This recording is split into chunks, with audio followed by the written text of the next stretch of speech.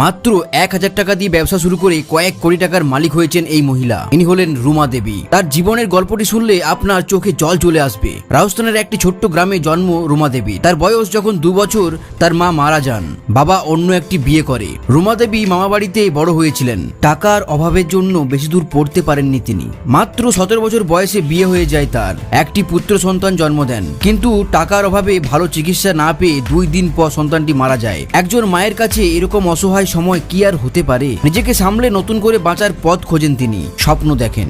সংসার চালানোর পাশাপাশি উপার্জন করার কথা ভাবতে থাকেন। তার সাথে আরো 10 জন মহিলা কাজ করার সিদ্ধান্ত নেয়। প্রত্যেককে 100 টাকা করে দিয়ে 1000 টাকায় একটি পুরনো সেলাই মেশিন কেনেন। শুরু হয় ব্যাগ এবং কুশন তৈরির ব্যবসা। 10 জন দিয়ে শুরু করা সেই ব্যবসাতে আজ 30,000-এরও বেশি মহিলা কাজ করে। 2019 সালে রাষ্ট্রপতির হাত থেকে পেয়েছেন নারী শক্তি পুরস্কার। 2020 সালে হার্ভার্ড বিশ্ববিদ্যালয়ে গেস্ট হিসেবে ডাকা হয় রুমা দেবীকে।